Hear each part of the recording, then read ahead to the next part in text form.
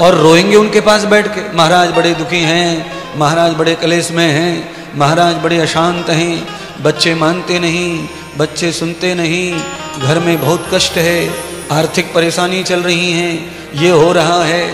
पर वो असली बात जो घर में जो प्रॉब्लम क्रिएट होता है वो नहीं बताएंगे, खाली छुपा छुपा कर लाओ आशीर्वाद, लाओ आशीर्वाद।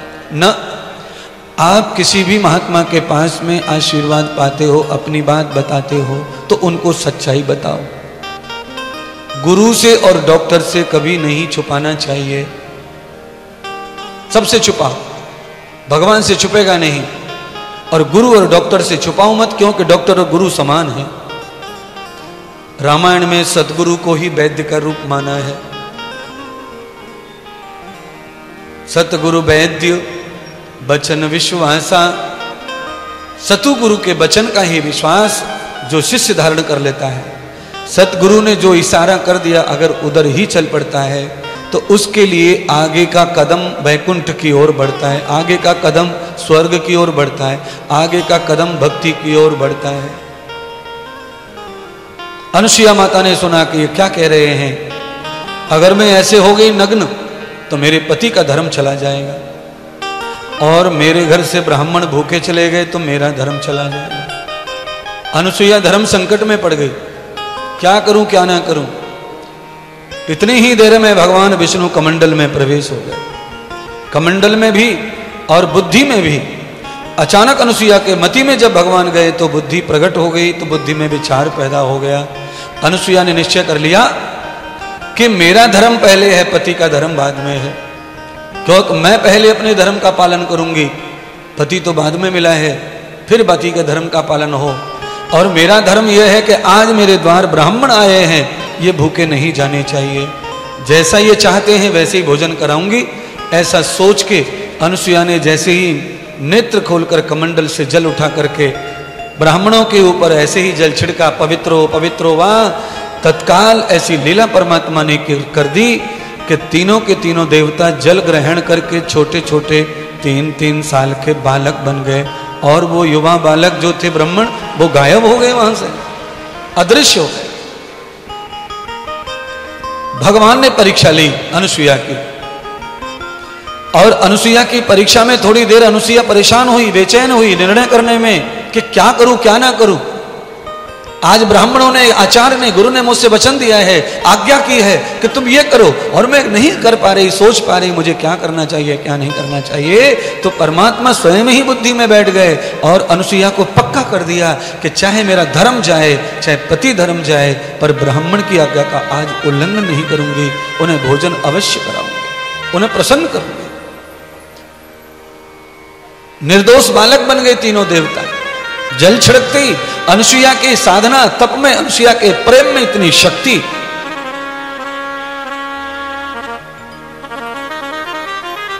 अनुसुईया ने नेत्र खोले, देखा ब्राह्मण कहां चले गए।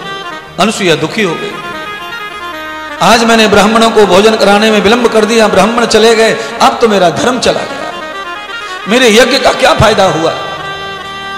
महात्मा संत ब्राह्मण ही नाराज होके जाएंगे तो यज्ञ करने से फल यजमान को नहीं मिलता।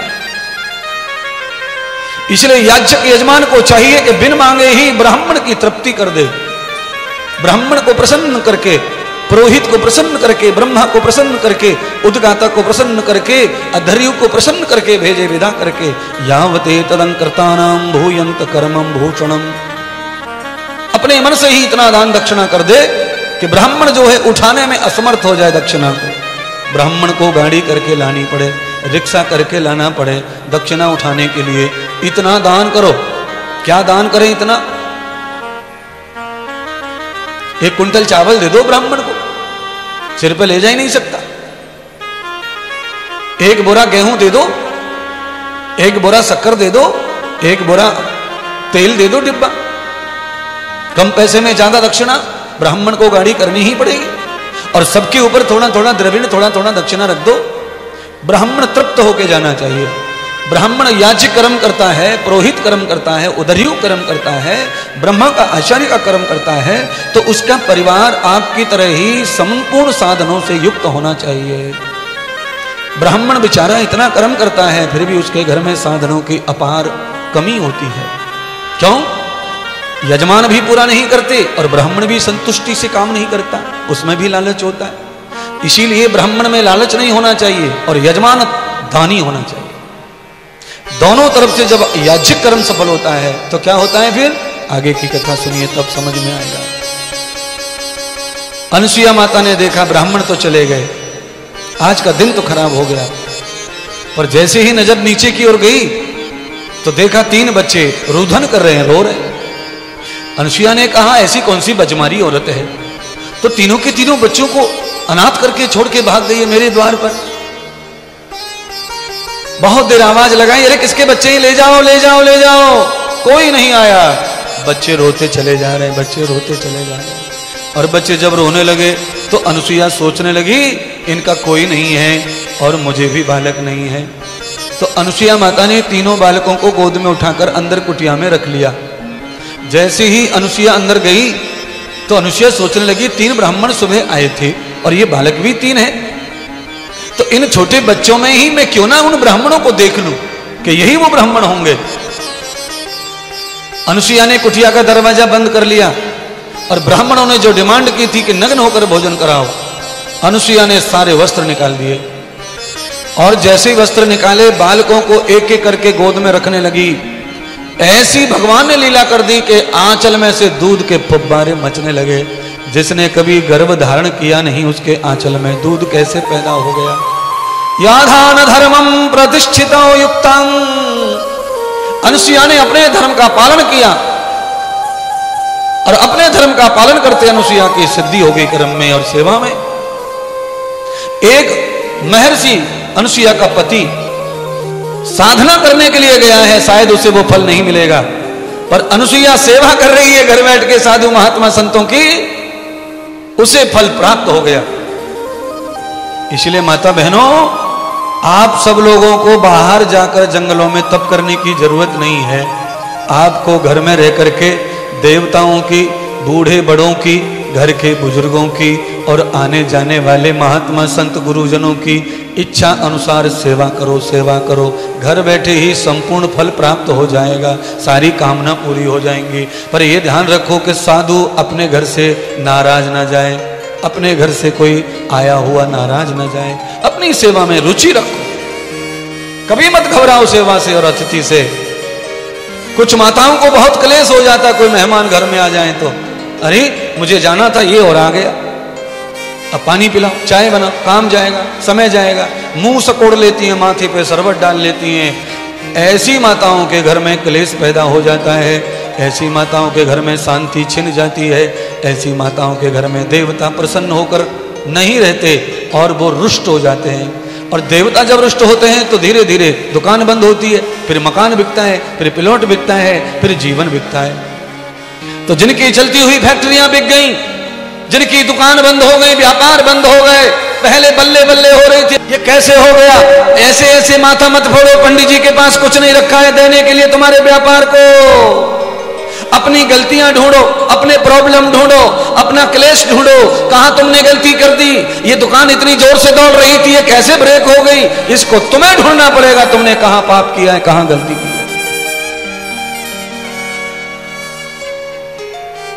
दुकान पर आया हुआ भिखारी वापस जाना नहीं चाहिए, घर आया हुआ भिखारी वापस जाना नहीं चाहिए, द्वार पर आई हुई गाया बिना भूखे बिना खाए नहीं जानी चाहिए, दरवाजे पर आया हुआ महात्मा साधु संतुष्ट होकर जाना चाहिए। फिर देखो तुम्हारी छोटी सी दुकान कैसे देखते देखते बड़ा शोरूम बन जाती है। अगर ये सब नहीं करोगे तो देखते देखते शोरूम जड़ से मिट जाएगा, आपको पता ही नहीं चलेगा कब दुकान बंद हो गई। कितने लोगों के साथ ऐसा हो चुका है, दुकान बंद पड़ी है, जोर से चलती थी अब खत्म हो गया मामला, लाखों रुपए रोज आते थे अब 1000 नहीं आते। ये क्यों हो गया? क्योंकि दान कभी नहीं किया, धन को शुद्ध कभी नहीं किया।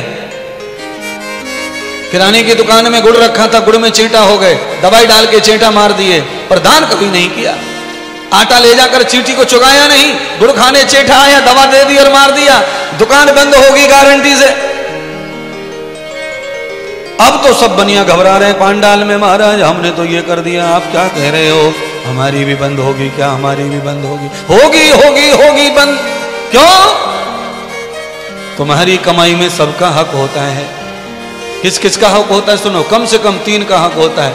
मातृ देवो भव, पितृ देवो भव, आचार्यो देवो भव। कम से कम इनका अधिकार तुम्हारी कमाई पे है। क्यों? तुम आज जो कुछ भी अक्षर जानते हो, आ ए पढ़ा लिखी, ये सब ऋषियों का ऋण है। ऋषियों का ऋण चुकाओ। आज तुम्हें जो शरीर प्राप्त हुआ है ये तुम्हारे पितरों का ऋण है, इसे चुकाओ। और जो तुम हवा पानी आकाश से आनंद ले रहे हो, श्वास ले रहे हो, ये देवताओं का ऋण है, इसे चुकाओ। देव ऋण चुकाओ, ऋषि ऋण चुकाओ और पितृ ऋण चुकाओ। चुका नहीं रहे, इसीलिए ज्यादा ऋणी होने पर क्या होता है, छापा पड़ता है। बैंक आती है, दुकान को सील कर देती है, व्यापार को सील कर देती है। अरे यार बताया तो करो, जानकार लोग बैठे यहाँ, महाराज बोला कर ना, महाराज कुछ तो बोलो। सही कह रहे महाराज, बैंक का लेन नहीं चुकाया, बैंक के हफ्ते नहीं भरे तो गाड़ी को पकड़ के खींच के ले जाते हैं, कार को, मोटरसाइकिल को, सबको। इसीलिए बराबर हफ्ते भरने चाहिए, नहीं तो घर पे लोग डाल देंगे, दुकान पे भी लोग डाल के चले जाएंगे, सील ठोक जाएंगे। कुल मिलाकर तुम्हारी उन्नति पे सील भगवान लगा देंगे। अगर तुमने ऋण नहीं चुकाया तो भगवान का, पितरों का, देवताओं का, ऋषियों का। कैसे चुकाए महाराज, आज्ञा करो। जो भूल हो गई सो हो गई, अब भूल नहीं करेंगे। क्षिप जल पावक, ये जड़ देवता हैं, इनका सबसे भारी ऋण है। जिस पृथ्वी पर तुम रहते हो भारी ऋण है इसका। जिस सूर्य से तुम औषधि पा रहे हो, हड्डियों की मजबूती पा रहे हो, विटामिन डी पा रहे हो, वो बहुत ऋणी है, बहुत ऋण चढ़ा रहा है। हवा प्राणवायु है, ऋण चढ़ा रही है। जल का आनंद लेते हो, जीवन बचाते हो, ऋण चढ़ा रहा है। कैसे चुकेगा महाराज? तो कहा अग्नये स्वाहा इदम अग्नये इदन्न ममः, सोमाय स्वाहा इदम सोमाय इदन्न ममः, प्रजापतये स्वाहा इदम प्रजापतये इदन्न ममः, ओम पृथिव्याम स्वाहा इदम पृथिव्याम इदन्न ममः। ये पृथ्वी माता, ये सब ग्रहण करो, ये सब आपका है, मेरा नहीं। हे सूर्य देवता ग्रहण करो, ये आपका है, मेरा नहीं। हे पृथ्वी माता ग्रहण करो, मेरा नहीं। हे अग्निदेव ग्रहण करो, मेरा नहीं। मेरा तो कुछ नहीं, सब आपका है, ग्रहण करो। इदं नमः, इदं नमः, इदं नमः। ये मेरा नहीं है, ये मेरा नहीं है। ऐसा रोज जो यज्ञ कर कर भोजन करते हैं, उसे भगवान कृष्ण क्या कहते हैं गीता में? वही मेरा भक्त है, वही मेरा भक्त है।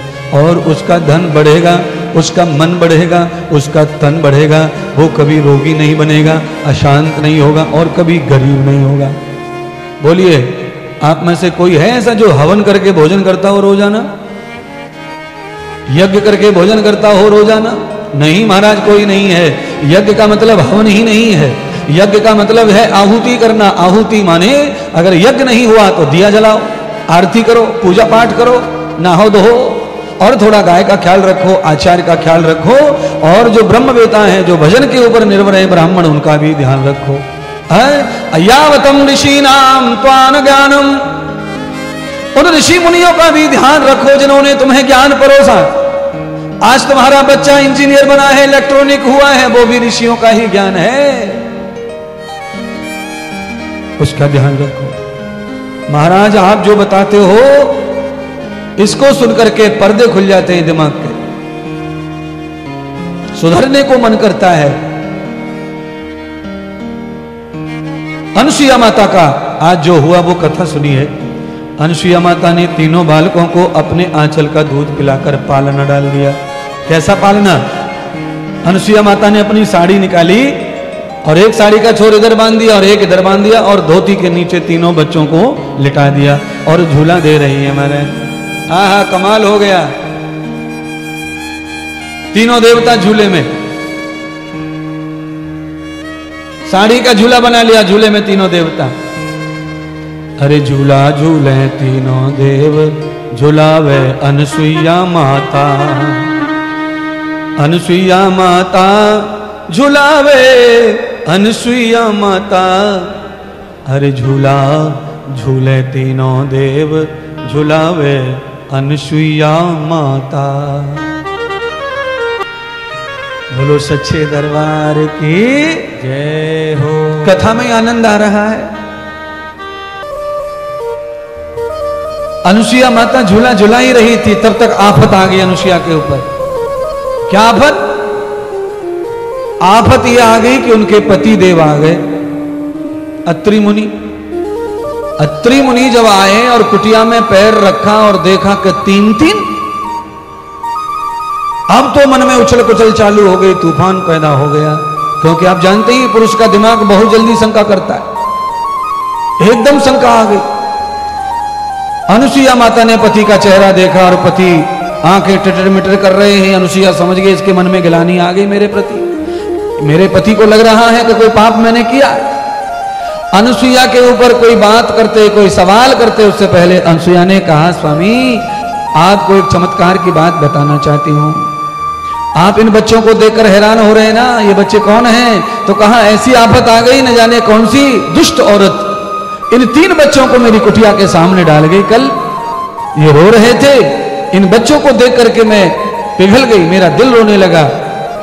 दरवाजे पे 3 ब्राह्मण आए थे, उन्होंने ऐसी शर्त रख दी थी कि नग्न होकर भोजन कराओगी तो करेंगे। मैं सोचने लगी मैं क्या करूं, इतने में वो ब्राह्मण तो चले गए और ये 3 बच्चे रह गए। इन बच्चों को रोता देखकर मैं अंदर ले आई और एक और चमत्कार हुआ कि मेरे तो आंचल से दूध की धारा बंद नहीं हो रही है जब से बालक आए हैं। स्वामी आप बताओ ये क्या लीला है? तो जो मन में शंका आई थी ऋषि की, वो शंका तो समाप्त हो ही गई। उसके बाद स्वयं अत्रि मुनि जय जयकार करने लगे अनुसुईया माता की तपस्या का और सेवा का। हे देवी तुम्हारी सेवा से भगवान प्रसन्न हो गए हैं और सेवा से प्रसन्न होके ही ये अनाथ बालक जगन्नाथ बन के तुम्हारे घर आए हैं। देवी इनकी ही सेवा करो, ये बालक तुम्हारे घर में दत्तक है ऐसा मान करके इनको स्वीकार करो। अब तुम्हें न भोग करना है न विलास करना है, पूर्ण ब्रह्मचारी रह करके माँ भगवान ने बना दिया है, तो अनन्य सेवा करते रहो। मैं जाता हूं साधना में। अत्रि मुनि फिर साधना करने चले गए। तीसरा दिन आया, अत्रि मुनि चले गए। अनुसुईया को लगा बालकों के सारे जिंदगी अब गुजर जाएगी, पर तीसरे दिन आए, खटपट चालू हो गई।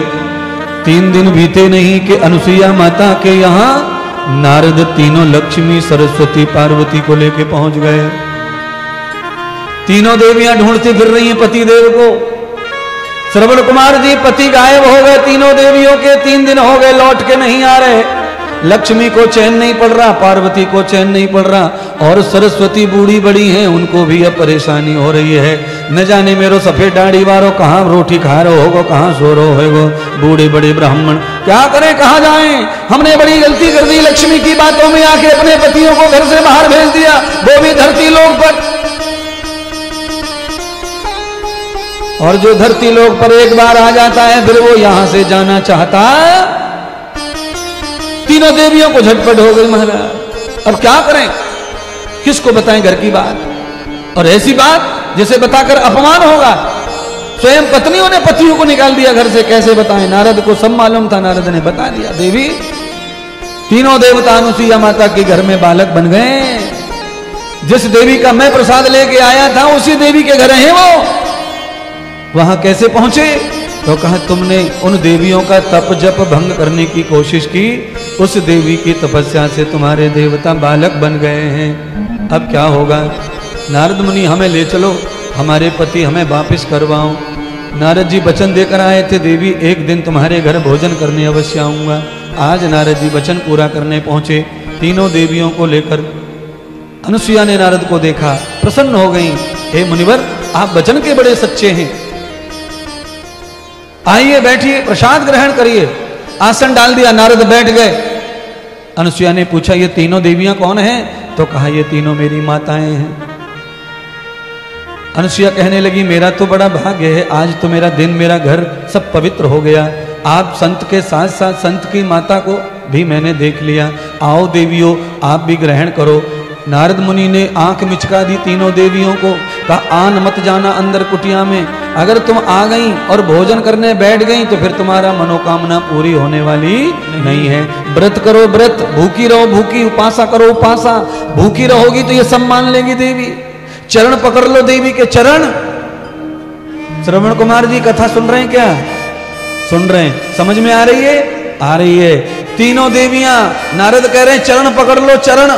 लक्ष्मी जगत जननी, पार्वती जगत माता, सरस्वती सारे जगत की माता, तीनों देवियां चरणों में गिर पड़ी अनुसुईया माता के। अब पतिव्रता नारी और लक्ष्मी में अंतर देख लो।